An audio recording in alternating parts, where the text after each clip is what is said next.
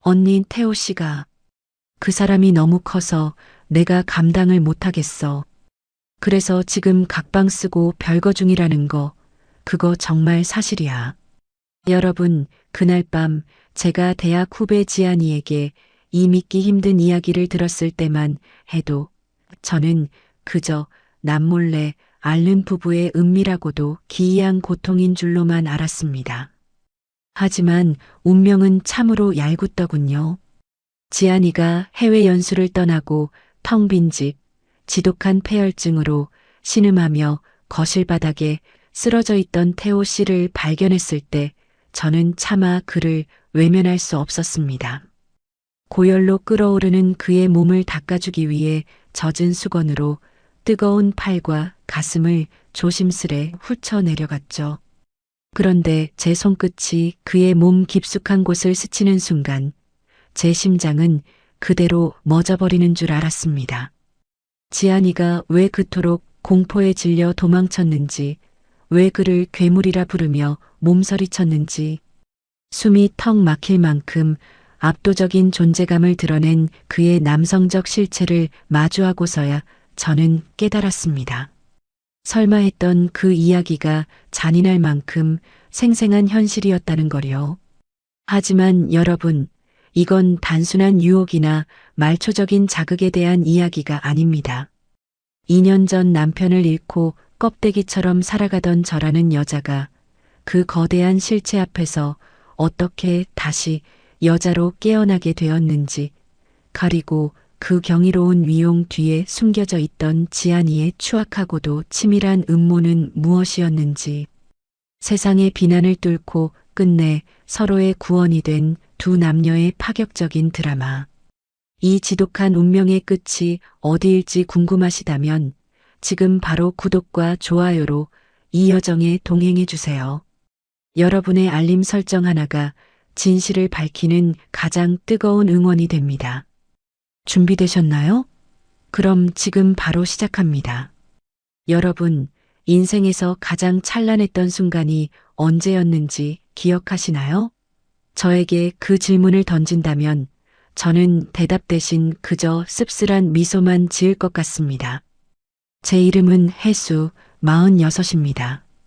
누군가는 인생의 황금기라고 무르익은 지혜로 글을 써내려갈 나이라 말하지만 저는 지금 통영의 외딴 끝마을에서 죽지 못해 하루하루를 버티고 있습니다. 불과 2년 전까지만 해도 제 삶은 이토록 적막하지 않았습니다.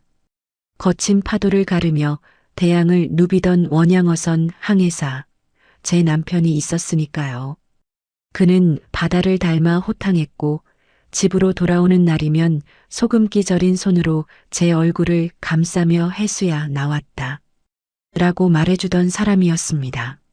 하지만 2년 전 그날 바다는 평소보다 유난히 검고 깊었습니다. 풍랑주의보가 내려진 집어삼킬 듯한 파도 속에서 남편은 끝내 돌아오지 못했습니다. 실종. 그 잔인한 두 글자가 제 인생을 송두리째 앗아갔습니다. 시신이라도 찾았으면 차라리 마음 편히 보내주었을까요? 바다는 대답도 없이 남편을 집어삼켰고 저는 장례식조차 제대로 치르지 못한 채 망령처럼 이 외딴 바닷가를 헤맸습니다. 소설가라는 명함은 남편과 함께 수장되었습니다. 문장 한 줄 쓰지 못한 채 저는 스스로를 가둔 유령이 되어갔습니다. 가게 문을 닫고 사람들의 동정 어린 시선이 무서워 집안에 저 자신을 가두기 시작했습니다. 한때 정갈했던 마당에는 잡초가 무성해졌고 집안 곳곳에는 거미줄이 들어찼습니다. 청소할 기력도 밥을 챙겨 먹을 의지도 없었습니다. 창문을 두꺼운 커튼으로 가린 채 제가 유일하게 손에 쥐는 건 투명한 소주병 뿐이었습니다. 혜수야, 제발 정신 좀 차려. 이러다 너 먼저 죽어. 가끔 찾아오는 이웃들이 문을 두드렸지만 저는 대답하지 않았습니다. 어둠 속에서 술 기운을 빌려 잠이 들면 꿈속에서 남편의 배가 수평선 너머로 나타나곤 했습니다. 하지만 눈을 뜨면 들리는 건 공허한 파도 소리와 텅 빈 옆자리뿐이었죠. 거울을 보는 것조차 끔찍했습니다. 한때는 예리한 관찰력으로 세상을 읽어내던 소설가였던 제가 이제는 눈가에 기미가 가득하고 초점 없는 눈동자를 한 이름 모를 노파처럼 변해가고 있었으니까요. 제 삶은 시계추가 멈춰버린 것처럼 이 폐가 같은 집안에서 썩어가고 있었습니다. 세상과 단절된 채 저는 스스로를 상실이라는 깊은 늪 속으로 밀어 넣었습니다. 누구의 목소리도 들리지 않았고 어떤 희망도 보이지 않았습니다. 그렇게 2년이라는 시간이 흘렀습니다.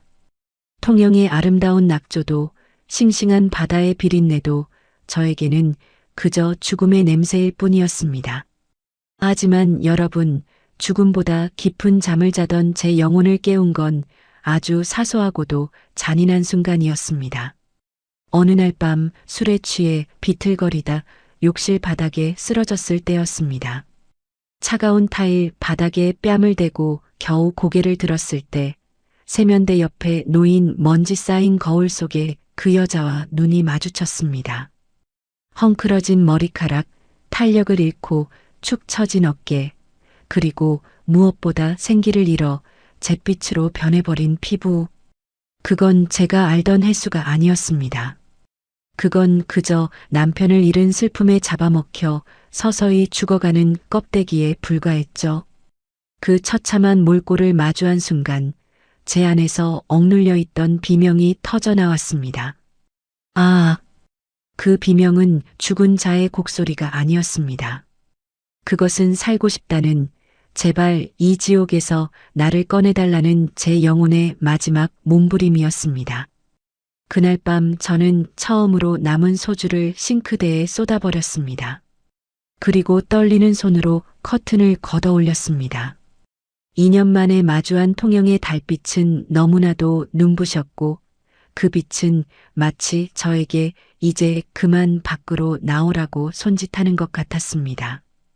여러분, 그날 밤 거울 속에 저와 마주했던 그 처참한 기분을 어떻게 설명해야 할까요? 싱크대에 술을 쏟아붓고 뜬 눈으로 밤을 지새운 뒤 저는 마치 홀린 사람처럼 마당으로 나갔습니다. 2년 동안 방치되어 제 허리춤까지 올라온 잡초들이 마치 저를 비웃는 것 같더군요. 저는 장갑도 끼지 않은 맨손으로 그 질긴 풀들을 쥐어뜯기 시작했습니다. 손바닥이 풀독에 오르고 손톱 밑에 흙먼지가 박혀 피가 배어 나왔지만 멈출 수 없었습니다. 이 잡초들을 뽑아내지 않으면 제 인생도 영영 이대로 묻혀버릴 것만 같았거든요. 혜수야, 이제 그만 일어나자. 너 아직 46이야. 제 안에서 누군가 그렇게 속삭이는 것 같았습니다. 마당을 정리하고 난 뒤 저는 뒤틀린 제 몸을 바로잡기 위해 요가를 시작했습니다. 처음에는 거실 한복판에 낡은 매트 하나를 깔고 앉는 것조차 고역이었습니다. 2년 동안 술과 눈물로 절여진 제 몸은 마치 녹슨 기계처럼 비명을 질러댔거든요. 삐걱거리는 몸에 생기를 불어넣다. 솔직히 말씀드리면 처음 몇 주 동안은 지옥이 따로 없었습니다. 숨을 깊게 들이마시고 몸을 천천히 숙여보려 해도 제 허리는 꼿꼿하게 굳어 손가락 끝이 무릎에도 닿지 않았습니다. 2년 동안 굳어버린 건 제 마음뿐만이 아니었습니다. 제 근육도, 관절도, 심지어 숨구멍까지도 꽉 막혀 있었던 거예요. 남들이 보기엔 별거 아닌 동작 하나에도 온몸이 덜덜 떨리고 식은 땀이 비 오듯 쏟아졌습니다. 밤마다 온몸이 두들겨 맞은 듯 아파서 거실 바닥에 쓰러져 울기도 했습니다. 하지만 이상하게도 그 통증이 싫지 않았습니다. 살아있다는 증거 같았거든요. 술 기운에 취해 멍하게 보냈던 그 고통과는 차원이 다른 제 몸이 저에게 말을 거는 느낌이었습니다. 나 여기 살아있어. 나 좀 봐줘라고 외치는 것 같았죠. 그렇게 한 달, 2달 시간이 흐르면서 기적이 일어나기 시작했습니다. 뻣뻣하기만 했던 허리가 조금씩 부드러워지더니 어느 날은 손바닥이 바닥에 찰떡처럼 닿더라고요. 거칠게 몰아쉬던 호흡도 조금씩 차분해졌습니다. 그리고 거울 속 제 모습이 눈에 띄게 달라지기 시작했습니다. 칙칙했던 안색이 맑아지며 은은한 혈색이 돌았고 운동복 위로 드러난 제 어깨 라인과 목선이 이전보다 훨씬 매끄러워졌습니다. 다시 뛰는 생의 맥박. 무엇보다 놀라운 건 제 몸매의 변화였습니다. 소설을 쓴답시고 구부정하게 앉아만 있던 시절, 그리고 남편을 잃고 축 처져 있던 시절에 제 몸은 온데간데 없었습니다. 요가를 통해 장근육이 붙으면서 탄력이 생겼고 처져 있던 엉덩이와 허벅지가 단단하게 올라붙기 시작했습니다. 샤워를 마치고 거울 앞에 섰을 때 저는 제 뒷모습을 보고 그만 멈춰 서고 말았습니다. 이게 정말 나라고? 내가 이런 곡선을 가지고 있었나? 골반에서 허벅지로 내려오는 매끈한 라인, 그리고 곧게 펴진 등줄기. 그곳에는 남편 잃은 슬픔에 젖어 있던 비련의 여인이 아닌 성숙하고 우아한 매력을 지닌 한 여자가 서 있었습니다. 20대 때도 느껴보지 못했던 제 몸의 아름다움에 가슴이 두근거렸죠. 제 안에 생명력이 꿈틀거리며 다시 깨어나는 기분이었어요. 예전에는 남편 뒷바라지하느라 원고 마감 맞추느라 제 몸이 어떻게 변하는지도 모르고 살았는데 이제야 비로소 나 자신이 여자로서 살아있음을 느끼게 된 겁니다. 저는 더 이상 유령이 아니었습니다. 스스로 빛을 내기 시작한 혜수 그 자체였죠. 몸이 바로 서니 마음도 단단해졌습니다. 다시 펜을 잡을 수 있을 것 같다는 용기가 생겼습니다. 남편을 잃은 슬픔을 비극이 아닌 새로운 문장으로 승화시킬 수 있을 것 같은 예감이 들었죠. 그렇게 제 삶에 다시 따스한 봄바람이 부는 것 같던 어느 날이었습니다. 여느 때처럼 기분 좋게 운동을 마치고 책상 앞에 앉아 첫 문장을 고민하던 저에게 생각지도 못한 손님이 찾아왔습니다. 바로 대학 후배이자 친자매처럼 의지하던 지안이었습니다. 대문 앞에 서 있는 그녀의 얼굴을 본 순간 저는 직감했습니다. 무언가 심각한 일이 벌어졌다는 것을요. 평소 밝고 화사하던 지안의 눈동자는 잔뜩 겁에 질려 떨리고 있었거든요.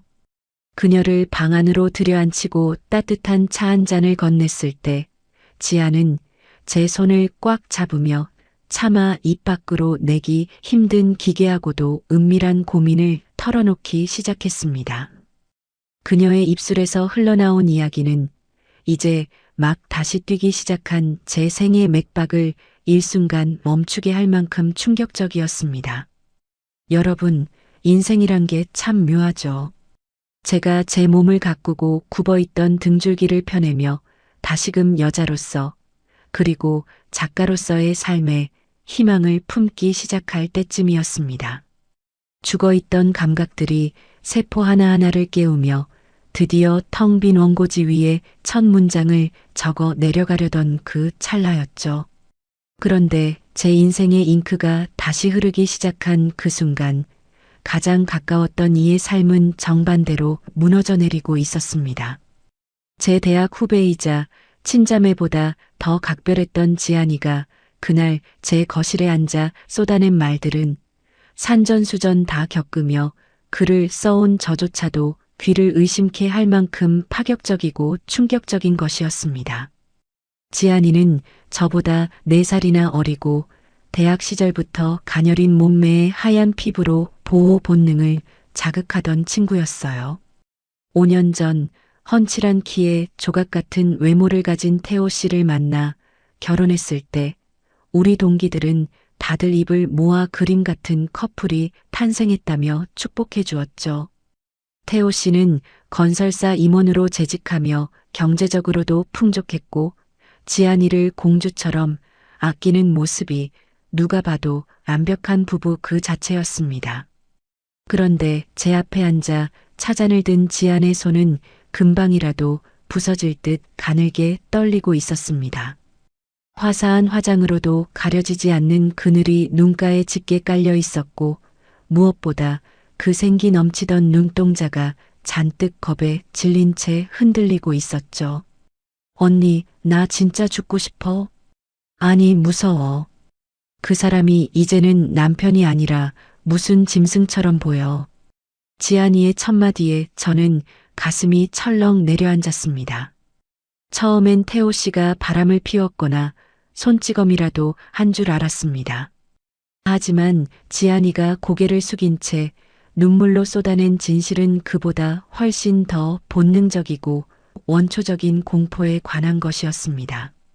지안이는 한참을 망설이다가 아주 작은 목소리로 그동안 아무에게도 말하지 못했던 은밀한 부부 생활의 비밀을 털어놓기 시작했습니다. 언닌 태호 씨 말이야. 그 부분이 정말 비정상적으로 커. 처음엔 그냥 남들보다 조금 좋은 편인 줄 알았지. 근데 그게 아니야. 시간이 갈수록 관계를 가질 때마다 내가 감당할 수 있는 수준을 완전히 넘어버렸어. 순간 제 머릿속이 하얘졌습니다. 성인 남녀 사이의 일이라지만 동생 같은 지안이에게 이런 노골적이고도 기이한 고민을 들으리라고는 상상도 못했으니까요. 하지만 지안이의 표정은 농담을 할 기색이 전혀 아니었습니다. 오히려 깊은 절망의 늪에 빠진 사람처럼 눈동자가 흐릿했죠. 그녀는 바들바들 떨리는 입술로 말을 이어갔습니다. 처음엔 사랑하니까 참았어. 나를 아껴주는 마음이 고마워서 내가 좀 아파도 웃어줬어. 그런데 언니, 그게 하루 이틀이 아니야. 이제는 잠자리에 들 시간만 되면 심장이 밖으로 튀어나올 것 같고 온몸에 소름이 돋아. 한번 관계를 갖고 나면 며칠 동안 제대로 걷지도 못할 만큼 아래가 짓물러지고 통증이 가시질 않아. 병원에도 몰래 가봤는데 의사 선생님이 도대체 무슨 일이 있었길래 이렇게까지 훼손됐냐고 묻더다고. 나 그때 정말 수치스러워서 죽고 싶었어. 지안이의 흐느낌이 적막한 제 거실을 가득 채웠습니다. 그녀의 이야기는 갈수록 충격적이었습니다. 태호 씨의 신체적 조건이 너무나 압도적이고 거대해서 지안이의 가냘픈 몸으로는 도저히 수용할 수 없는 지경에 이르렀다는 겁니다. 지안이는 남편의 사랑을 받는 것이 즐거움이 아니라 마치 거대한 흉기로 몸을 난도질 당하는 것 같은 공포와 수치심으로 다가온다고 했습니다. 이제는 태호 씨가 샤워를 마치고 나오는 뒷모습만 봐도 숨이 막혀. 그 거대한 육체가 나를 짓누를 것 같아서. 그래서 나 저번 달부터 거실에서 따로 자. 각방 쓴 지 벌써 한 달도 넘었어. 태호 씨는 자기가 뭘 잘못했냐고 묻는데 사실대로 말할 수가 없더라고. 당신 그게 너무 무서워서 같이 못 자겠다고 어떻게 말해? 그 사람은 아무 잘못도 없는데 그저 타고난 게 괴물 같은 건데. 지안이는 얼굴을 감싸쥐고 오열했습니다. 아내로서의 의무를 다하지 못한다는 죄책감과 동시에 자신의 몸이 망가질 것 같은 본능적인 공포 사이에서 가련한 후배는 서서히 말라가고 있었던 겁니다. 남들은 복받은 줄 알라며 우갯소리로 넘길지 모를 일이었지만 당사자인 지안이에게 그것은 매일 밤 반복되는 잔인한 고문과 다름없었습니다. 저는 그저 지안이의 마른 등을 토닥여줄 수밖에 없었습니다.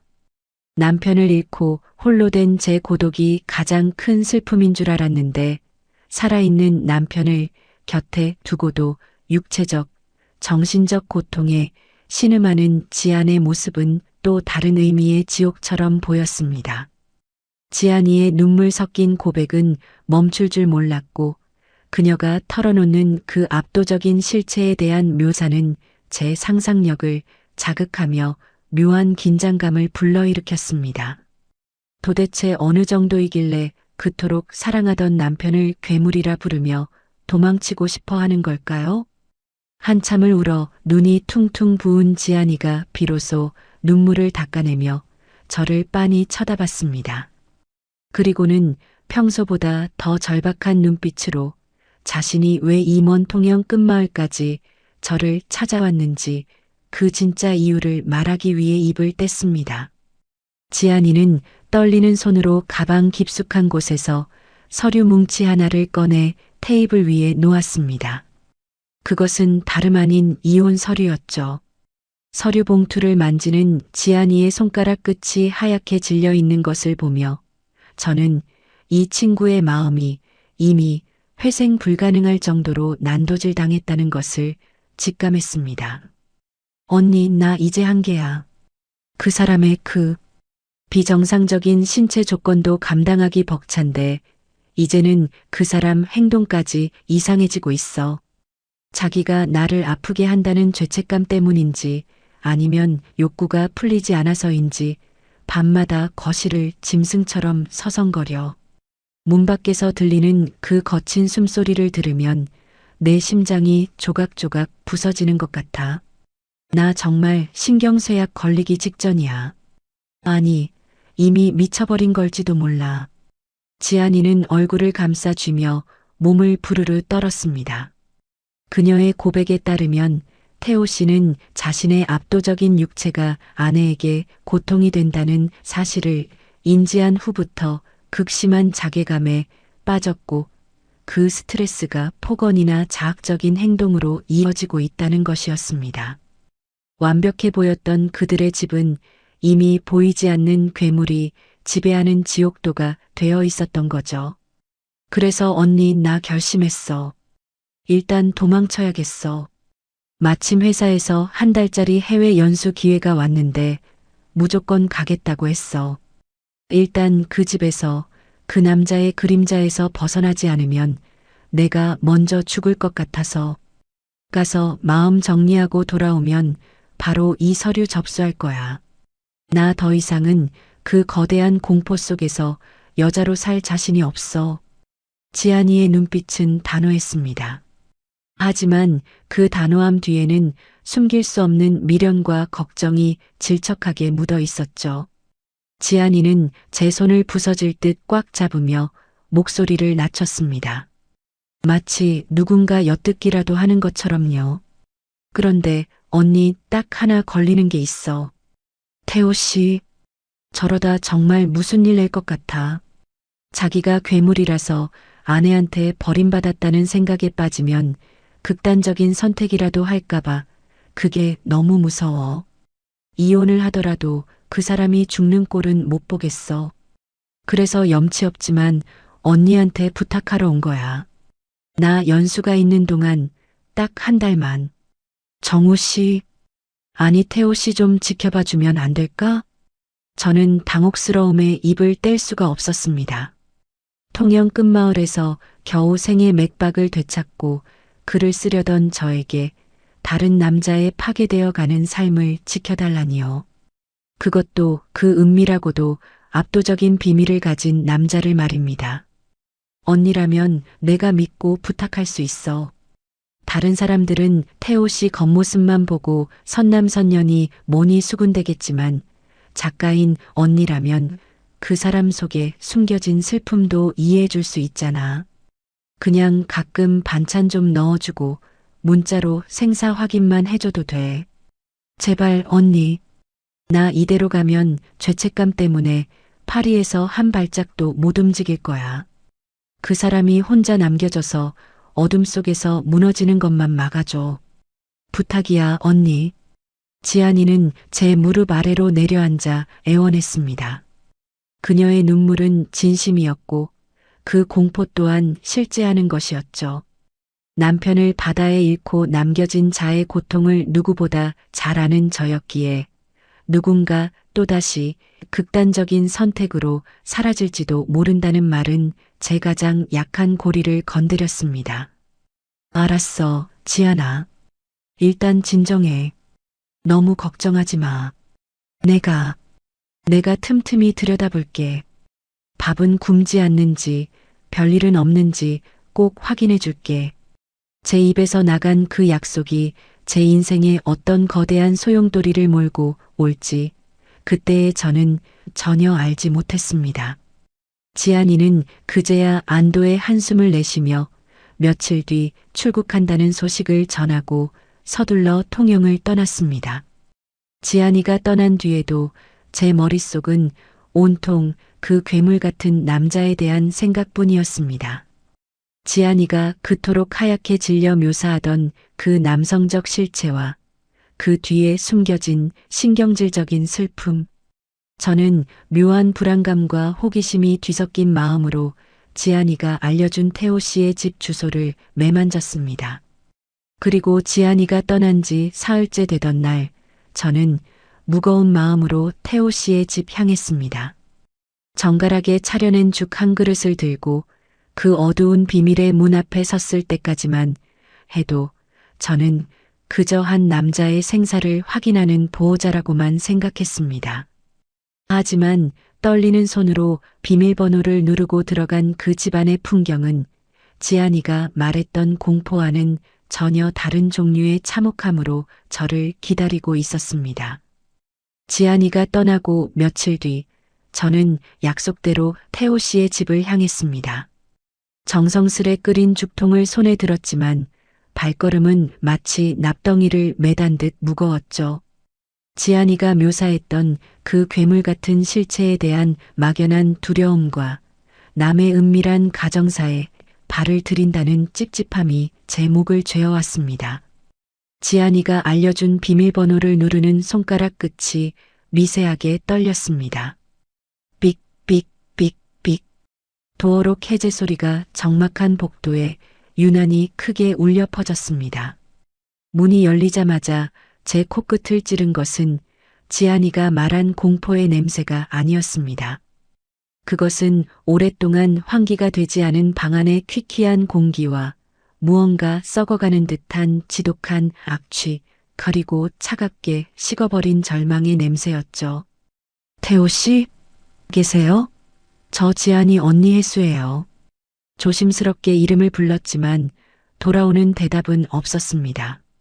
거실로 들어선 순간 제 손에 들려있던 죽통이 바닥으로 떨어질 뻔했습니다. 대낮임에도 암막 커튼이 쳐진 거실 한복판에 거대한 형체 하나가 쓰러져 있었거든요. 지안이가 그토록 무서워하며 괴물이라 칭했던 태호 씨였습니다. 그는 거실 바닥에 짐승처럼 웅크린 채 미동도 하지 않고 있었습니다. 가까이 다가가자 전해지는 열기가 소름 끼칠 정도였죠. 조심스럽게 그의 어깨에 손을 얹은 저는 비명을 지를 뻔했습니다.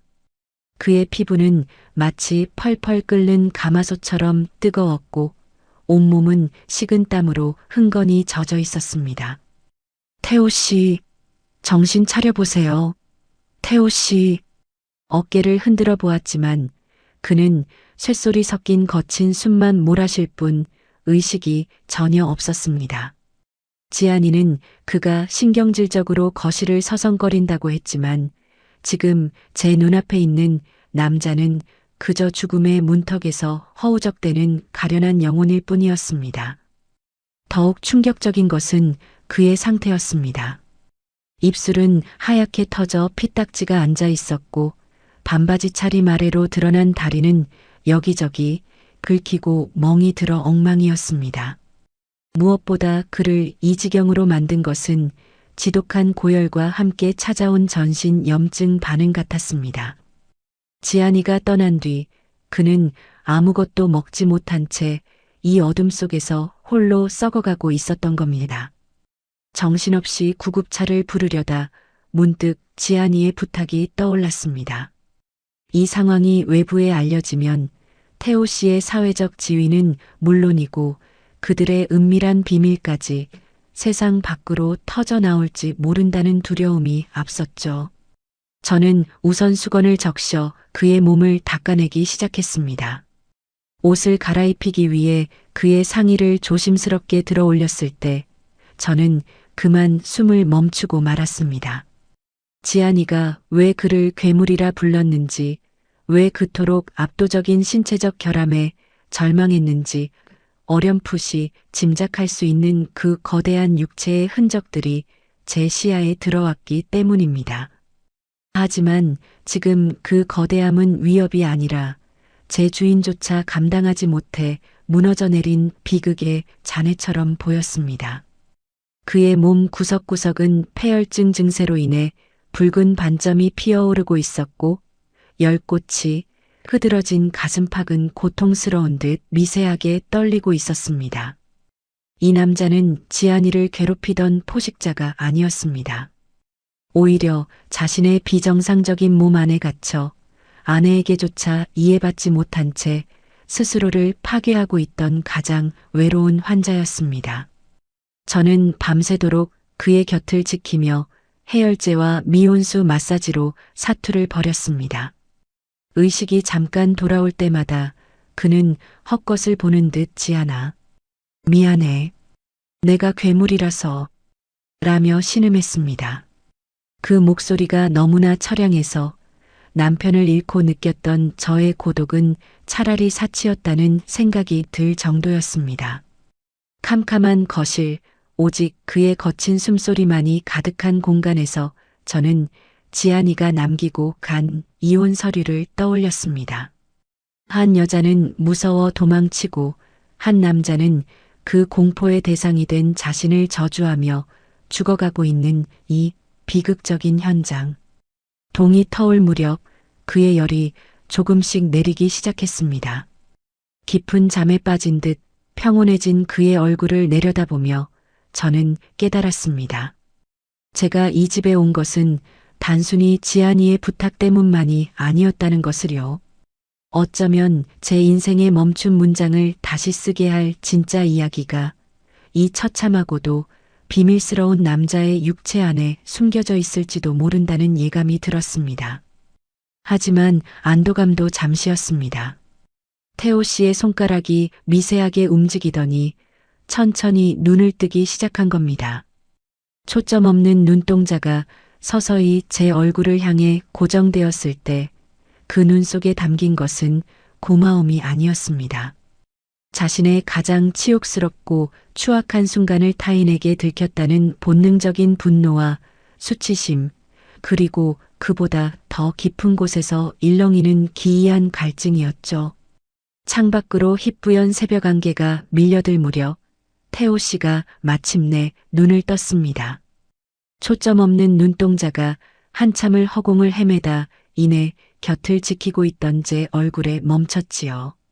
그 찰나의 정막 속에 흐르던 공기는 어찌나 서늘하고도 팽팽하던지 마치 얇은 유리판 위를 걷는 기분이었습니다. 그는 당혹스러운 듯 미간을 찌푸리더니 이내 자신의 처참한 꼴을 깨달은 모양이었습니다. 지안이가 떠나버린 빈집, 땀과 열꽃으로 얼룩진 채 거실 바닥에 쓰러져 있던 자신, 그리고 그 추한 몰골을 밤새도록 닦아내며 지켜본 낯선 여자. 그의 눈동자에 수치심과 분노, 그리고 자괴감이 파도처럼 들이닥치는 게 보였습니다. 왜 여기 있습니까? 지안이가 시킨 건가요? 갈라진 목소리가 칼날처럼 날카롭게 제 가슴을 찔러왔습니다. 그는 억지로 몸을 일으키려 했지만 고열에 녹아내린 근육은 그의 의지를 배신하며 속절없이 무너져 내렸죠.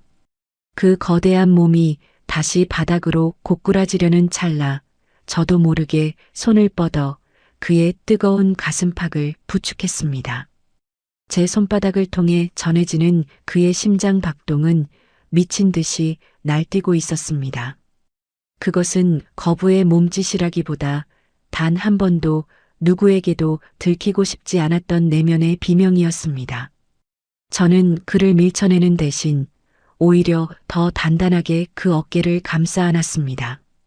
태호 씨, 지금은 아무 생각하지 마세요.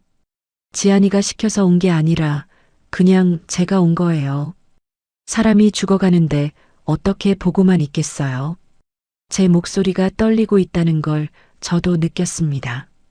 하지만 그를 바라보는 제 눈빛만큼은 흔들리지 않았죠. 남편을 잃고 2년 동안 죽음과 대면하며 살았던 저에게 지금 그의 눈 속에 담긴 절망은 너무나 익숙한 풍경이었으니까요. 태호 씨는 제 품 안에서 잠시 굳어 있었습니다.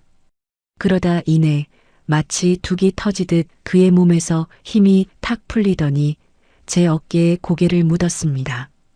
그 거구의 남자가 제 품 안에서 짐승 같은 울음을 삼켜내는 것을 보며 저는 2년 동안 억눌러 왔던 제 안의 둑도 함께 무너져 내리는 것을 느꼈습니다.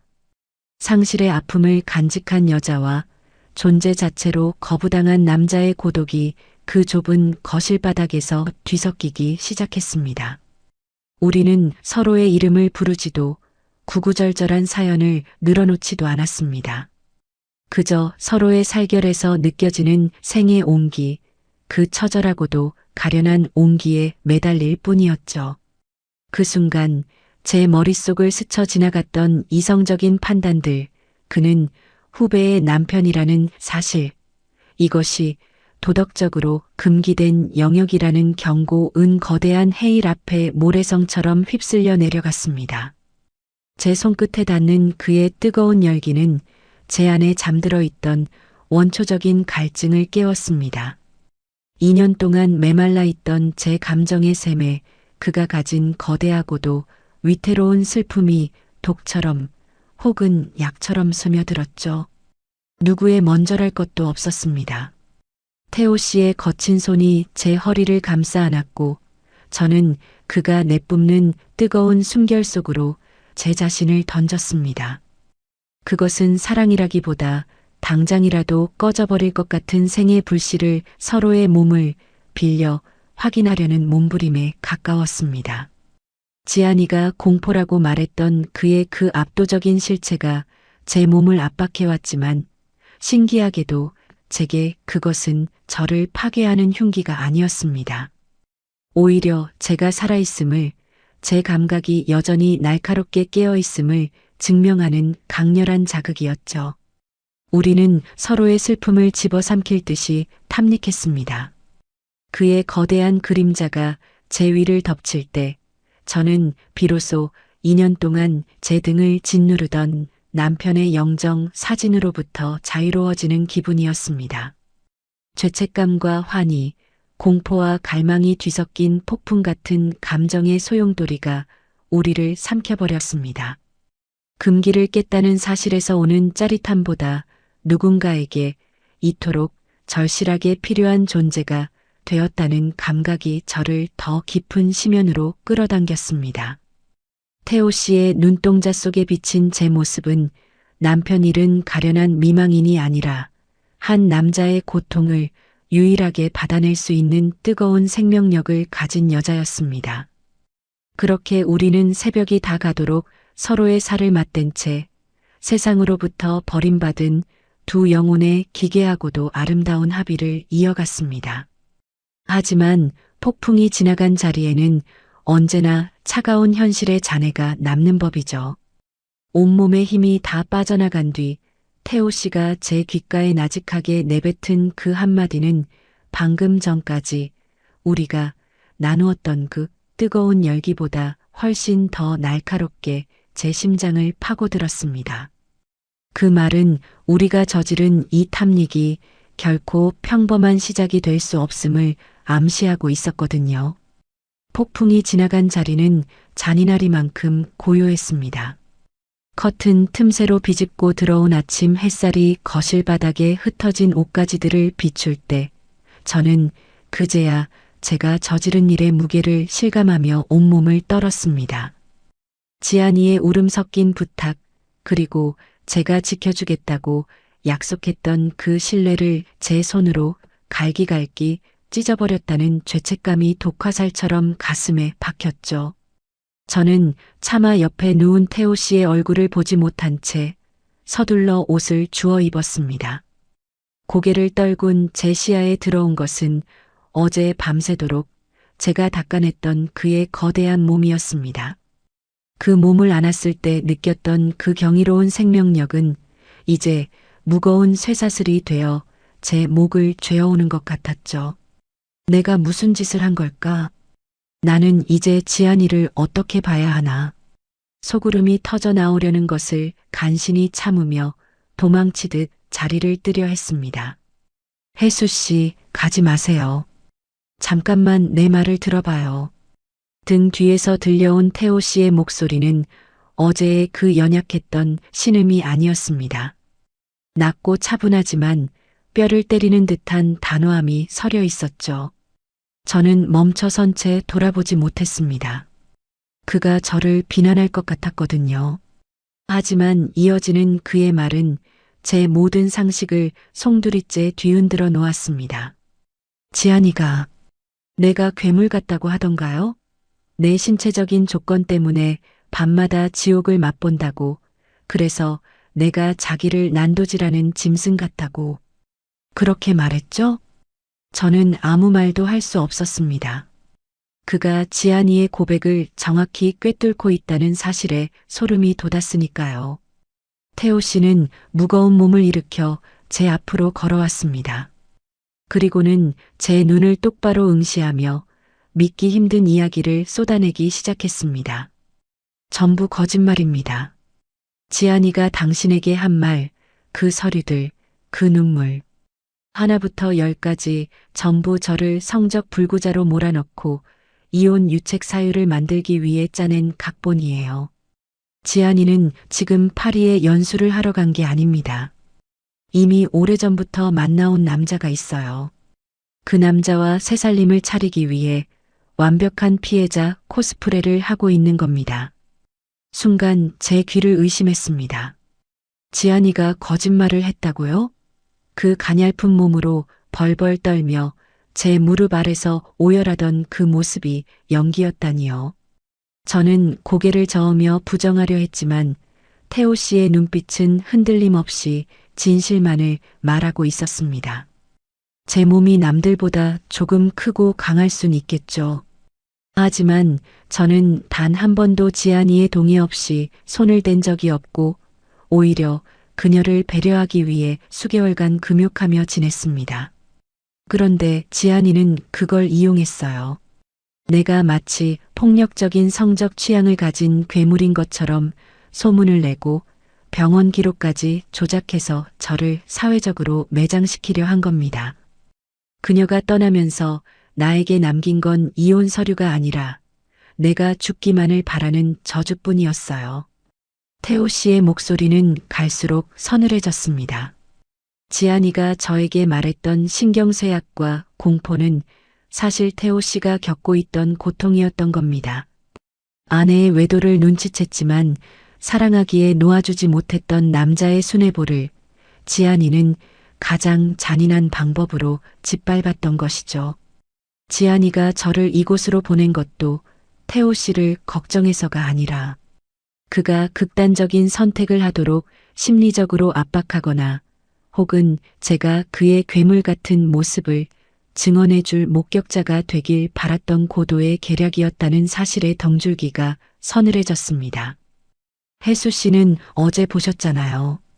내가 괴물입니까? 내가 정말 누군가를 해치고 파괴하는 그런 짐승으로 보였나요? 어제 우리가 나눈 그 감정들이 지안이가 말한 그런 더럽고 끔찍한 것이었습니까? 그의 물음에 저는 대답할 수 없었습니다. 어제 제가 느꼈던 것은 공포가 아니라 지독한 외로움에 몸부림치는 한 남자의 절박한 온기였으니까요. 지안이의 말이 사실이었다면 저는 어제 도망쳤어야 했지만 저는 오히려 그의 몸 안에서 안식과 생기를 찾았습니다. 진실의 조각들이 맞춰지기 시작하자 지안이에 대한 배신감과 태호 씨에 대한 연민이 제 안에서 뒤엉켜 거대한 파도를 일으켰습니다. 저는 제가 쓴 소설 속 주인공처럼 누군가 짜놓은 정교한 덫에 걸려든 기분이었습니다. 지안이는 저의 동정심과 작가적 호기심을 이용해 남편을 파멸시키려 했고 저는 그 연극의 엑스트라로 이용당한 셈이었죠. 태호 씨는 제 손을 잡았습니다. 어제보다 더 단단하고 차가운 손길이었습니다. 혜수 씨, 이제 선택은 당신 몫입니다. 지안이의 각본대로 저를 증오하며 떠날 건지 아니면 이 추악한 진실의 끝을 저와 함께 볼 건지. 지안이가 돌아오는 날 우리는 그 연극의 막을 내려야 하니까요. 그의 제안은 달콤하면서도 위험했습니다. 지안이에 대한 배신감은 저를 복수라는 이름의 열차에 태우려 하고 있었고 태호 씨의 상처 입은 눈동자는 저를 더 깊은 수렁으로 유혹하고 있었죠. 저는 거실 탁자 위에 놓인 그 가짜 이혼 서류를 빤히 쳐다보았습니다. 그리고 결심했습니다. 지안이가 돌아오는 그날 그녀가 만든 그 완벽한 무대를 제가 직접 무너뜨리기로요. 하지만 그 복수의 시작은 제가 상상했던 것보다 훨씬 더 은밀하고 치명적인 방식으로 전개될 준비를 마친 상태였습니다. 태호 씨의 말을 듣고 난 뒤에도 제 마음 한구석에는 여전히 지안이에 대한 신락 같은 믿음이 남아 있었습니다. 설마 그 착하고 여린 지안이가 친언니처럼 따르던 나까지 이용해 이런 잔인한 판을 짰을까 싶었죠. 하지만 그 의구심은 태호 씨가 집안 곳곳에 숨겨진 진실의 흔적들을 하나둘 꺼내 보이기 시작하면서 처참하게 무너져 내렸습니다. 태호 씨는 서재 책상 구석, 천장의 화재 감지기, 그리고 침실 스탠드 밑에 교묘하게 숨겨져 있던 초소형 감시 카메라들을 찾아냈습니다. 렌즈의 그 서늘하고도 기계적인 눈동자가 저를 비추는 순간 온몸에 소름이 돋더군요. 지안이는 파리로 떠나기 전부터 이 집을 거대한 스튜디오로 만들어 놓았던 겁니다. 태호 씨의 일거수일투족, 그의 고통스러운 신음과 무너져 내리는 순간들을 하나도 빠짐없이 기록해서 폭력적이고 비정상적인 남편이라는 증거로 쓰기 위해서 말이죠. 더 기가 막힌 건 욕실 수납장 깊숙한 곳에서 발견된 약병들이었습니다. 지안이가 저에게 보여줬던 그 약들은 태호 씨의 신경쇠약을 치료하기 위한 게 아니었어요. 오히려 남성 호르몬 수치를 비정상적으로 높이거나 근육을 수축시켜 극도의 예민함과 성적 충동을 유발하는 일반적인 경로로는 구하기도 힘든 약물들이 섞여 있었습니다.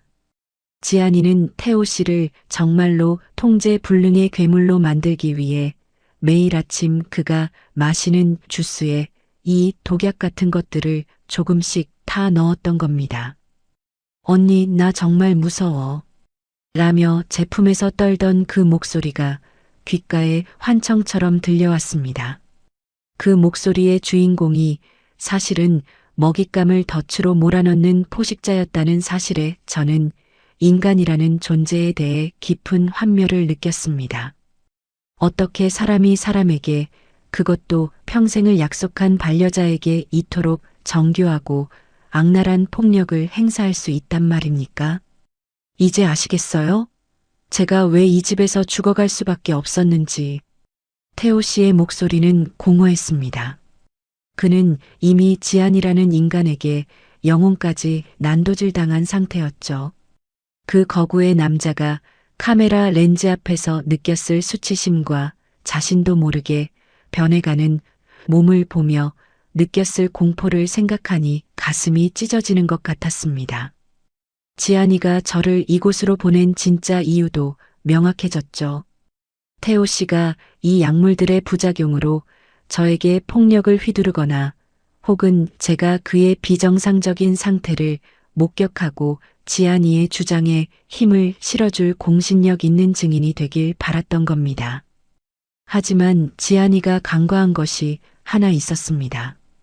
그것은 저 또한 상실과 배신을 겪으며 산전수전 다 겪은 작가라는 사실, 그리고 무엇보다 제 안에는 부당하게 짓밟히는 존재를 차마 외면하지 못하는 지독한 가련함이 남아 있다는 것이었죠. 저는 떨리는 손으로 그 감시 카메라의 전원을 하나씩 차단했습니다. 그리고 바닥에 흩어진 약병들을 보며 결심했습니다. 지안이가 짜놓은 이 추악한 연극의 결말을 제가 직접 고쳐 쓰기로요. 이제 태호 씨는 저에게 단순한 후배의 남편이 아니었습니다. 거대한 음모의 소용돌이 속에서 유일하게 제가 지켜내야 할 상처 입은 영혼이자 동지였습니다. 태호 씨, 걱정하지 마세요. 이제 혼자가 아니에요. 지안이가 돌아올 때까지, 아니, 그 이후에도 제가 당신 곁에 있을 겁니다. 그녀가 만든 이 가짜 지옥을 우리가 진짜 지옥으로 돌려주자고요. 저는 태호 씨의 차가운 손을 꽉 잡았습니다. 그 순간 느꼈던 유대감은 어제의 그 뜨거웠던 정사보다 훨씬 더 강렬하고 끈적한 것이었습니다. 우리는 서로의 상처를 공유하는 단계를 넘어 이제는 하나의 운명 공동체가 되어버린 것이죠. 지안이가 돌아오기까지 남은 시간 동안 우리는 그녀가 결코 예상치 못할 완벽한 반격을 준비하기 시작했습니다. 집안의 모든 조작된 증거들을 역이용하고 지안이의 외도 행적을 추적하며 우리는 점점 더 대담해졌습니다. 낮에는 치밀하게 복수를 설계하고 밤에는 서로의 온기에 기대어 인간에 대한 환멸을 씻어내며 우리는 기묘한 평온함을 느꼈습니다. 그것은 마치 폭풍 전야의 고요함 같은 것이었죠. 드디어 지안이가 파리에서 돌아오기로 한 날이 하루 앞으로 다가왔습니다. 저는 거울 앞에 서서 제 표정을 가다듬었습니다. 슬픔에 젖은 미망인도 배신감에 떠는 목격자도 아닌 지안이가 가장 믿고 의지했던 친언니의 가면을 쓴 채 말입니다. 그리고 태호 씨는 가장 깊은 어둠 속에서 숨을 죽이며 자신의 아내가 들고 올 마지막 비수를 기다리고 있었습니다. 공항에서 집으로 향하고 있다는 지안이의 들뜬 메시지가 도착했을 때 저는 태호 씨를 향해 차갑게 미소 지었습니다. 이제 무대 위의 조명은 꺼졌고 진짜 사냥이 시작될 시간이었으니까요. 마침내 현관문 도어록 소리가 들려왔습니다. 띠리릭 하는 그 경쾌한 기계음이 오늘따라 왜 이리도 섬뜩하게 들리던지요. 문이 열리고 들어선 지안이는 파리의 햇살을 듬뿍 받고 온 덕분인지 얼굴에 생기가 가득했습니다. 하지만 저와 눈이 마주치는 그 찰나 그녀는 약속이라도 한 듯 순식간에 눈가에 눈물을 그렁그렁 매달며 처량한 연극을 시작하더군요. 언니, 나왔어. 그동안 너무 무서웠어. 태호 씨는 좀 어때? 별일 없었지? 그녀는 제 손을 잡으며 파르르 떨었습니다. 정말이지 대단한 연기력이었습니다. 제가 그 속사정을 몰랐다면 저 가냘픈 어깨를 감싸 안으며 같이 울어주었겠지요. 지안이는 거실 소파에 앉아있지도 못하고 서성이는 태호 씨를 향해 다가가며 마치 도살장에 끌려가는 양을 연기하듯 뒷걸음질까지 쳤습니다.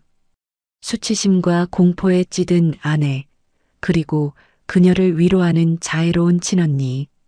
지안이가 꿈꿨던 마지막 무대에 막이 오르는 순간이었습니다.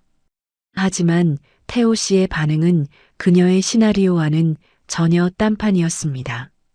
평소 같으면 자괴감에 고개를 숙이거나 지안이의 눈물을 보며 안절부절 못했을 그가 아니었죠. 태호 씨는 차갑게 식은 눈으로 소파에 깊숙이 몸등을 기댄 채 지안이의 그 가증스러운 눈물을 가만히 지켜보고 있었습니다. 그 눈빛은 마치 무대 위에서 광대짓을 하는 배우를 구경하는 관객의 그것처럼 무미건조하고도 서늘했습니다. 지안아, 연극은 그만해. 이제 관객이 없거든. 태호 씨의 낮게 깔린 목소리가 거실의 공기를 얼려버렸습니다. 지안이는 당황한 듯 눈동자를 굴리며 태호 씨, 그게 무슨 소리야? 나 정말 당신 걱정하느라. 라며 말을 이으려 했지만 태호 씨는 대답 대신 테이블 위에 두꺼운 서류 뭉치 하나를 던졌습니다. 그 서류 안에는 지안이가 파리에 가 있는 동안 제가 태호 씨와 함께 수집한 모든 것들이 들어 있었습니다.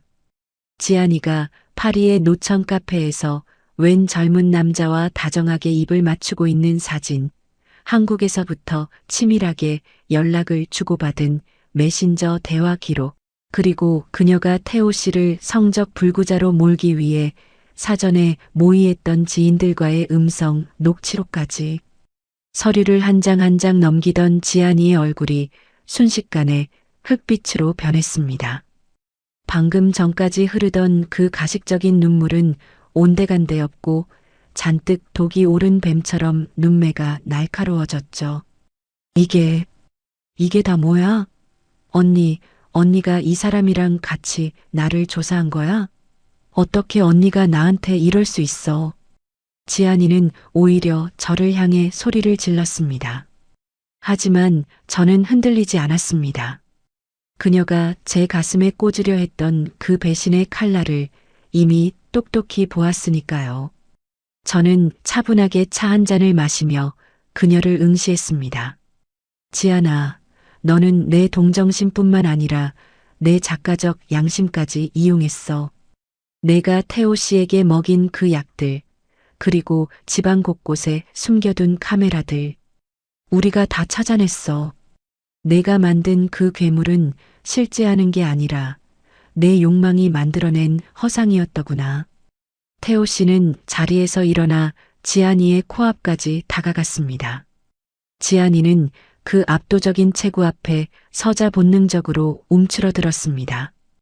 예전 같으면 그 거대함이 그녀에게 유책 사유의 증거였겠지만 지금 이 순간 그것은 자신을 단죄하러 온 거대한 심판자의 모습이었습니다. 태호 씨는 미리 준비해둔 이혼 합의서와 재산 포기 각서를 지안이의 발밑에 던졌습니다. 이 서류에 사인하고 이 집에서 나가.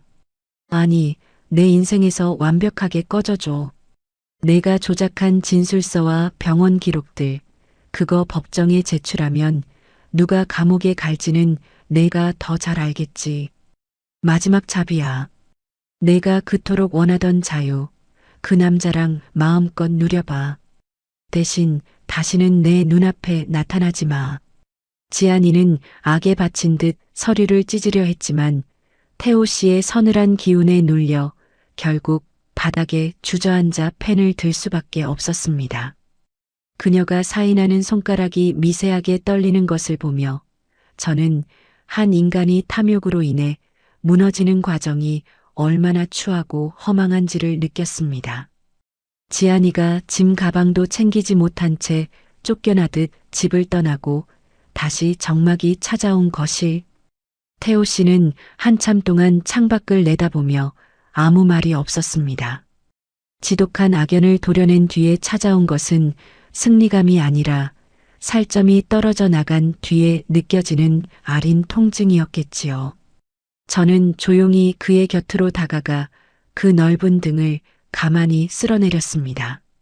이제 지안이라는 이름의 폭풍은 지나갔지만 우리 앞에는 그보다 더 깊고 은밀한 질문들이 놓여 있었습니다. 지안이를 몰아내기 위해 손을 잡았던 우리 두 사람, 그리고 그 과정에서 확인했던 금기된 온기. 태호 씨가 천천히 몸을 돌려 저를 바라봤습니다.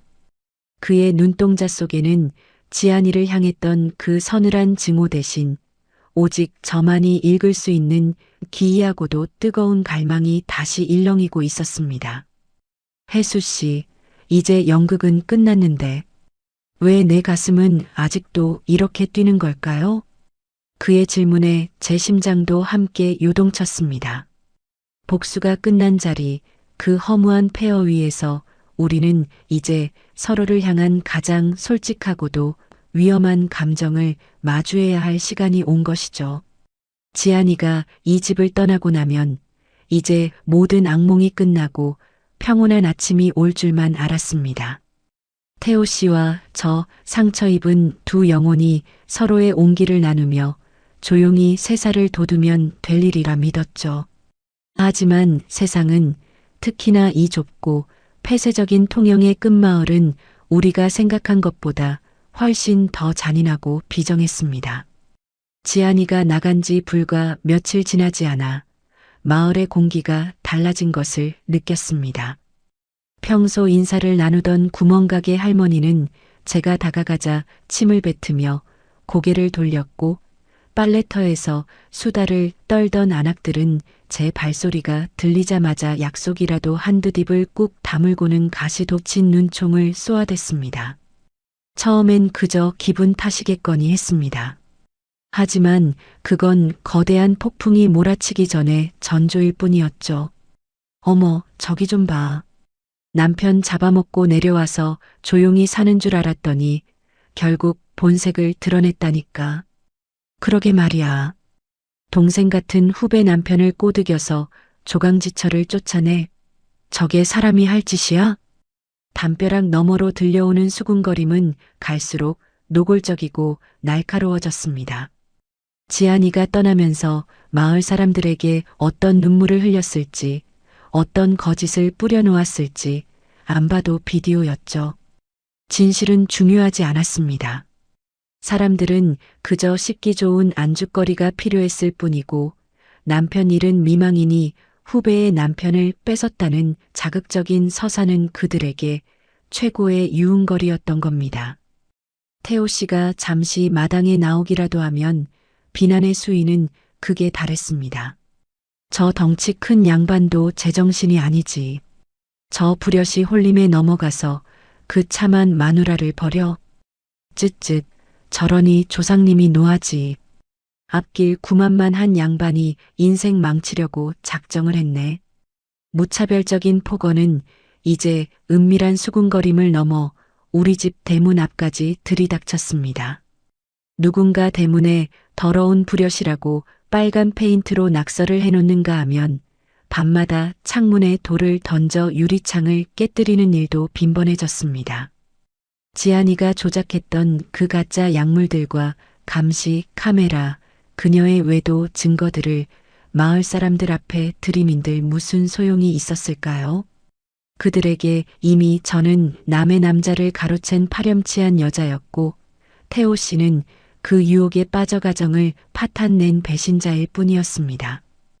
태호 씨는 묵묵히 대문의 낙서를 지우고 깨진 유리창을 치웠지만 그의 넓은 등은 이전보다 더 깊은 고독으로 휘어 보였습니다. 자신을 지키려다 오히려 세상의 손가락질을 받게 된 저를 보며 그는 미안함에 고개조차 제대로 들지 못했죠. 혜수 씨, 나 때문에 당신까지 이런 수모를 겪게 해서 미안합니다. 그냥 내가 떠날까요? 내가 사라지면 사람들이 당신은 가만둘 텐데. 태호 씨의 그 말에 저는 오히려 오기가 생겼습니다. 2년 전 남편을 바다에 묻었을 때도 세상은 제 슬픔을 진심으로 위로하기보다 팔자 드센 여자라며 입방아를 찧었습니다. 그때는 무기력하게 숨어버렸지만 이번만큼은 그러고 싶지 않았습니다. 제가 사랑한 것은 그의 신체적 조건도 지안이의 남편이라는 타이틀도 아니었습니다. 그저 지독하게 외로웠던 한 남자, 그리고 그 남자의 상처를 알아본 제 진심이었으니까요. 하지만 사람들의 광기는 시간이 갈수록 더해만 갔습니다. 시장에 나가면 상인들은 제게 물건을 팔지 않겠다며 소금을 뿌렸고, 길을 걷다 보면 뒤에서 돌멩이가 날아오는 지경에 이르렀습니다. 마을 부녀의 사람들은 집단으로 몰려와 대문을 발로 차며 이 동네 물 흐리지 말고 당장 떠나라고 고함을 질러댔습니다. 세상의 모든 문장이 저를 죄인이라 낙인 찍고 있었습니다. 우리가 나누었던 그 투명한 슬픔과 뜨거웠던 유대감은 사람들 입에 오르내리며 가장 저급하고 추잡한 욕망으로 변질되어 갔습니다. 저는 거실 바닥에 앉아 캄캄한 어둠 속에서 태호 씨의 손을 잡았습니다. 밖에서는 여전히 누군가의 고함과 욕설이 파도처럼 밀려오고 있었죠. 태호 씨, 들려요? 저 사람들이 던지는 저 돌멩이들, 저 독설들. 저게 다 우리가 살아있다는 증거예요. 우리가 진짜를 선택했기 때문에 저들이 저토록 화가 난 거라고요. 저는 떨리는 목소리로 그를 위로했지만 사실 제 마음속 깊은 곳에서도 공포가 싹트고 있었습니다. 이 무차별적인 비난의 끝에 무엇이 기다리고 있을지, 그리고 우리가 과연 이 거대한 혐오의 바다를 건너갈 수 있을지 확신할 수 없었으니까요. 마을 사람들의 폭력적인 광기가 절정에 달하던 어느 비 내리는 밤이었습니다. 대문 밖에서 들려오던 소란이 평소보다 훨씬 더 험악해지더니 급기야 담장 너머로 시뻘건 불길이 치솟기 시작했습니다. 누군가 우리 집을 향해 횃불을 던진 것이었습니다. 대문 위에 덧칠해진 붉은 페인트는 아침 햇살을 받아 마치 갓 흘린 피처럼 번뜩였습니다. 불여시 천벌 받을 년. 거친 필체로 휘갈겨진 그 글자들은 매일 아침 제가 마주해야 하는 세상의 대답이었죠. 지우고 또 지워도 다음 날이면 어김없이 더 진하고 잔인한 문구들이 대문을 뒤덮었습니다. 마치 이 마을 전체가 거대한 입이 되어 저를 집어삼키려는 것 같았어요. 하지만 정작 저를 벼랑 끝으로 밀어넣은 것은 대낮의 야유보다 밤의 정적을 깨고 울려 퍼지는 전화벨 소리였습니다. 밤마다 걸려오는 정체 모를 협박 전화들.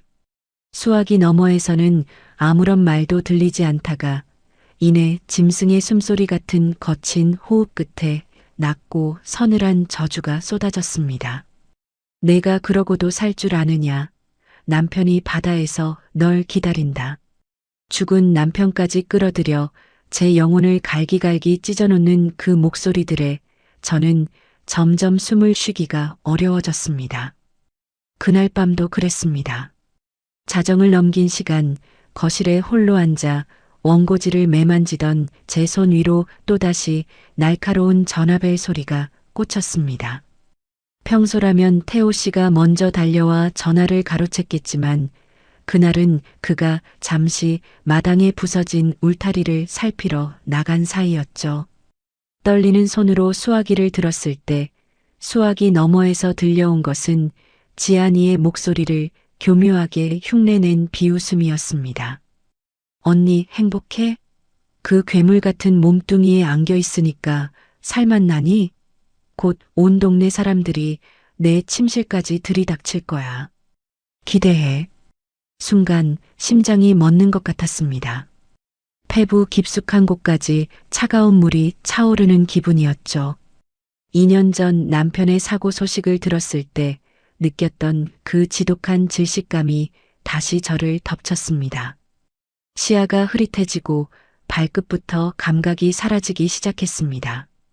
공기는 충분한데 가슴이 조여와 숨을 쉴 수가 없었죠. 저는 비명조차 지르지 못한 채 거실 바닥으로 쓰러졌습니다. 입술이 파르르 떨리고 손가락은 갈고리처럼 굽어 제 가슴팍을 쥐어뜯었습니다. 혜수 씨, 정신 차려요. 마당에서 들어온 태호 씨가 저를 발견하고 달려왔습니다. 그의 거대한 품이 저를 감싸 안았지만 그때의 저는 그 따뜻한 온기조차 공포로 느껴질 만큼 무너져 있었습니다. 제 눈에는 저를 안고 울부짖는 태호 씨가 아니라 저를 향해 돌을 던지고 침을 뱉는 수천 명의 그림자만이 보였거든요. 발작은 한참이나 이어졌고 제가 다시 눈을 떴을 때 제 옷은 식은 땀으로 흥건히 젖어 있었습니다. 제 머리맡을 지키며 앉아있던 태호 씨의 얼굴을 본 순간 저는 가슴이 저릿했습니다. 그 건장하고 당당하던 남자의 눈이 붉게 충혈된 채 젖어 있었거든요.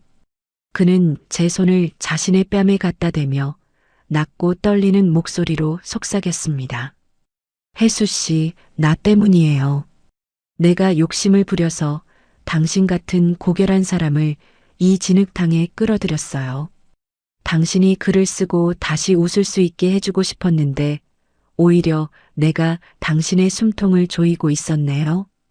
그의 눈빛에는 그동안 보지 못했던 서늘한 결의가 서려 있었습니다. 태호 씨는 그날 밤 자신이 평생 일궈온 모든 기득권을 내려놓기로 결심한 듯 보였습니다. 건설사 임원이라는 지위, 서울에 남겨둔 자산, 그리고 사회적 명성. 그 모든 것들이 지안이와 마을 사람들의 공격 목표가 되고 있다는 것을 그는 너무나 잘 알고 있었죠. 그 기득권의 끈을 놓지 않는 한, 이 지독한 사냥은 끝나지 않을 것이라는 사실도요. 이제 다 버릴 겁니다. 지안이가 탐내던 그 모든 것들, 세상 사람들이 부러워하던 그 껍데기들, 전부 던져버릴 거예요. 당신이 숨 쉴 수 있는 곳이라면 그게 어디든 내가 당신을 데리고 갈 겁니다.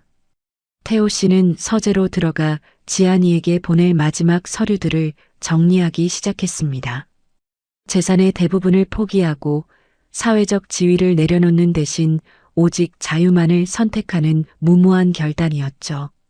지안이가 그토록 집요하게 그를 파멸시키려 했던 이유가 결국 그가 가진 풍요로움 때문이었다면 그는 기꺼이 그 풍요를 쓰레기통에 쳐넣기로 한 겁니다. 우리는 칠흑 같은 어둠 속에서 짐을 싸기 시작했습니다. 거창한 짐도 필요 없었죠.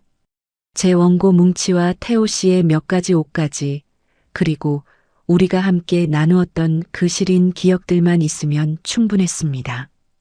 붉은 페인트가 칠해진 대문을 뒤로하고 우리는 아무도 모르게 통영의 그 작은 집을 빠져나왔습니다. 세상은 여전히 우리를 향해 손가락질할 준비가 되어 있겠지만 태호 씨의 손을 잡고 걷는 발걸음은 이상하게도 가벼웠습니다. 모든 것을 잃었기에 비로소 가질 수 있는 단 하나의 진실. 하지만 우리가 향하는 그 끝에 정말로 낙원이 기다리고 있을까요? 아니면 또 다른 형태의 지옥이 우리를 반길까요? 새벽 안개를 뚫고 차를 몰아 마을 경계를 벗어날 때쯤 태호 씨가 제 손을 꼭 쥐며 백미러를 응시했습니다. 그곳에는 우리가 버리고 온 과거가 서서히 멀어지고 있었고 앞유리 너머로는 정체를 알 수 없는 안개 자욱한 산길이 우리를 기다리고 있었습니다. 칠흑 같은 어둠이 깔린 새벽, 우리는 도망치듯 그 집을 빠져나왔습니다. 번듯한 승용차는 지안이와의 진흙탕 싸움을 위해 내어준 지 오래였고 태호 씨가 어디서 구해왔는지 모를 낡고 투박한 1톤 트럭 한 대가 우리 인생의 유일한 방주가 되어주었죠. 대문에 뿌려진 그 붉은 페인트 자국이 백미러 속에서 점점 멀어질 때 저는 비로소 찢어질 것 같던 가슴의 통증이 조금은 잦아드는 것을 느꼈습니다. 우리가 향한 곳은 남도의 끝자락, 이름조차 생소한 작은 섬마을이었습니다. 지도에서도 바늘 끝으로 콕 찍어야 겨우 보일 만큼 작고 외진 곳이었죠. 배를 2번이나 갈아타고 거친 바닷바람을 뚫고 들어간 그곳은 시간이 멈춘 듯 정적만이 가득했습니다. 우리는 그곳에서 신분을 숨긴 채 그저 외지에서 온 부부라는 가짜 명패를 가슴에 달고 살기로 했습니다. 태호 씨는 건설사 임원이라는 화려한 명함을 바다에 던져버리고 거친 장갑을 꼈고 저는 펜 대신 호미를 들었죠. 그곳의 생활은 상상했던 것보다 훨씬 더 고립되고 처절했습니다. 전기도 제대로 들어오지 않는 낡은 집, 비가 오면 천장에서 빗물이 새어 들어오는 눅눅한 방 한 칸이 우리가 가진 전부였습니다. 하지만 이상하게도 그 처참한 환경이 저에게는 가장 안전한 요새처럼 느껴졌습니다. 적어도 여기서는 밤마다 걸려오는 협박 전화도 대문에 휘갈겨진 저주의 문장도 없었으니까요. 태호 씨는 그 압도적인 책으로 마을의 힘든 일들을 도맡아 하며 생계를 꾸려나갔습니다. 무거운 그물을 끌어올리고 거친 바닷일을 하며 그의 손은 금세 굳은 살로 뒤덮였고 피부는 바닷바람에 검게 그을렸습니다. 지안이가 그토록 무서워했던 그의 그 거대한 육체는 이제 이 척박한 섬에서 우리를 먹여 살리고 지켜내는 유일한 기둥이 되었습니다. 저 또한 이름 없는 여자로 살아가기 위해 부단히 노력했습니다. 시장에 나갈 때는 깊게 모자를 눌러 쓰고 누구와도 눈을 마주치지 않았죠. 혹시라도 누군가 우리를 알아볼까봐, 혹은 세상의 그 칼날 같은 시선이 여기까지 쫓아올까봐 숨소리조차 죽이며 살았습니다. 밤이 되면 우리는 단칸방의 낡은 등잔불 아래 서로의 체온에 의지했습니다. 밖에서는 파도 소리가 짐승의 울음소리처럼 들려왔고, 지붕 위로는 거센 바람이 핥히고 지나갔지만, 그 좁고 눅눅한 공간만큼은 세상에서 가장 따뜻한 낙원이었습니다. 태호 씨는 거친 손으로 제 마른 어깨를 감싸 안으며 나직하게 속삭이곤 했죠. 혜수 씨, 조금만 참아요. 여기서라면 우리 누구의 눈치도 보지 않고 다시 시작할 수 있을 거예요. 당신이 다시 글을 쓸 수 있을 때까지 내가 당신의 방패가 되어줄게요. 그의 목소리는 파도 소리에 묻혀 가늘게 떨렸지만 그 안에 담긴 진심은 제 차갑게 식어버린 영혼을 데우기에 충분했습니다. 우리는 세상이 던진 돌멩이에 맞서 싸우기보다 스스로 유배를 택함으로써 진정한 자유를 얻은 것 같았습니다. 비록 신분을 숨기고 숨죽여 사는 비겁한 도망자의 삶일지라도 서로를 향한 가련함과 원초적인 갈증만큼은 그 어느 때보다 선명하게 타올랐습니다. 하지만 완벽한 도피란 없는 법일까요?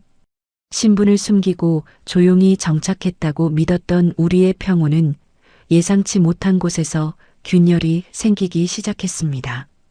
마을 사람들은 덩치 큰 남자와 말없는 여자의 정체에 대해 조금씩 의문을 품기 시작했고, 섬이라는 폐쇄적인 공간은 우리를 환영하는 대신 서서히 그물망처럼 조여오고 있었습니다. 어느 날 오후 밭일을 마치고 돌아온 제 눈에 들어온 것은 우리 집 마당을 서성이던 낯선 남자의 뒷모습이었습니다. 그는 우리를 찾으러 온 세상의 전령일까요? 아니면 지안이가 보낸 또 다른 비수일까요? 심장이 요동치기 시작했습니다. 민박집 마당에 박살난 찻잔 파편들이 아침 햇살을 받아 처량하게 빛나고 있었습니다. 지안이가 그 낡은 택시에서 내려 저를 향해 비릿한 미소를 지었을 때 저는 육지에서 도망쳐온 그 모든 시간들이 물거품처럼 사라지는 것을 느꼈지요. 그녀는 섬까지 찾아와 태호 씨가 버리고 간 기득권의 자네들을 들이밀며 마지막 남은 우리의 안식처까지 난도질하려 했습니다. 언니, 여기가 끝인 줄 알았어? 세상은 그렇게 만만하지 않아. 그녀의 독설은 파도 소리에 섞여 제 귀를 찢어 놓았죠. 하지만 지안이가 간과한 것이 있었습니다.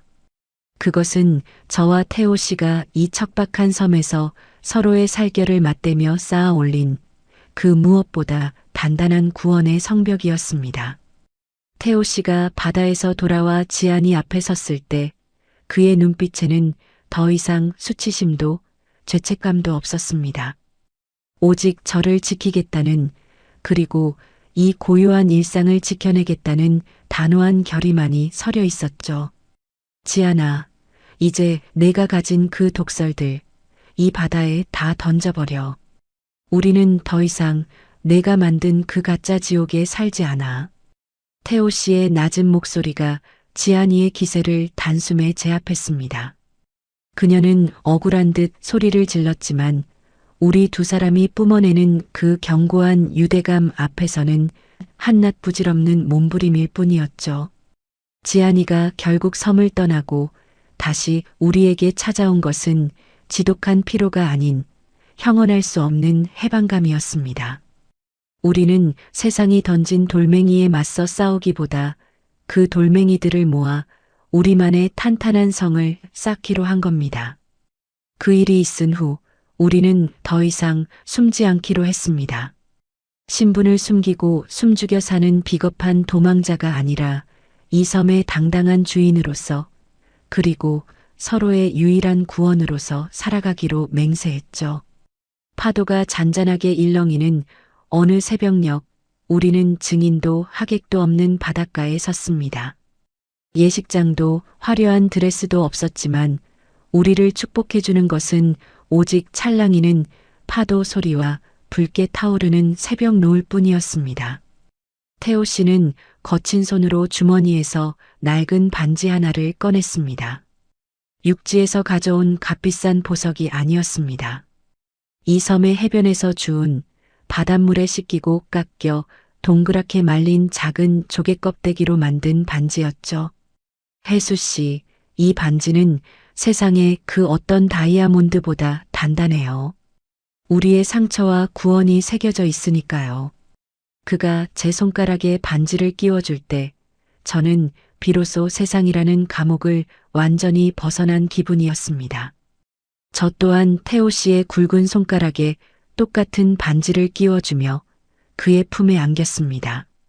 지안이가 괴물이라 불렀던 그의 육체는 이제 제게는 세상의 모든 풍파를 막아주는 가장 튼튼한 방패이자 안식처였습니다. 우리는 새벽 바다를 바라보며 서로의 살결 위에 새로운 삶의 첫 문장을 적어 내려갔습니다. 그것은 슬픔도 배신도 아닌 오직 서로를 향한 가련함과 원초적인 갈증이 만들어낸 가장 아름답고도 치열한 사랑의 문장이었죠. 여러분, 인생이란 게 참 묘하죠. 가장 깊은 절망의 늪에서 우리는 가장 눈부신 구원을 만났습니다. 세상은 우리를 손가락질하고 비난할지 모르지만 적어도 우리는 서로에게만큼은 가장 솔직하고 진실한 존재가 되었습니다.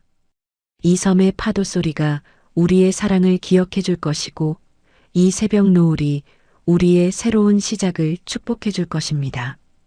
우리의 이 치열하고도 파격적인 로맨스, 그 지독한 운명의 끝이 어디일지 여러분도 궁금하지 않으신가요?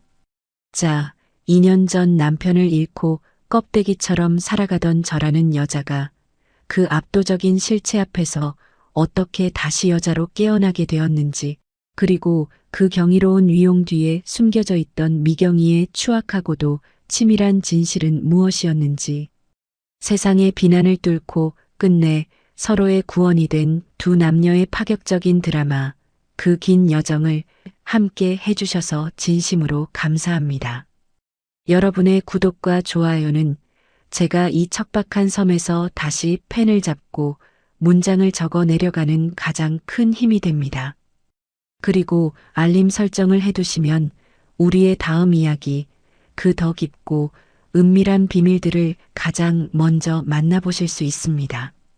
오늘 제 사연을 들으시고 여러분의 마음속에 어떤 문장이 남으셨나요? 세상의 눈초리 때문에 차마 입 밖으로 내지 못한 여러분만의 은밀한 사랑 이야기가 있다면 아래 댓글로 남겨주세요. 제가 이 섬의 바다를 바라보며 여러분의 그 사연을 하나하나 소중히 읽어보겠습니다. 우리의 이 여정에 동행해 주실 여러분의 뜨거운 응원 기다리겠습니다. 준비되셨나요?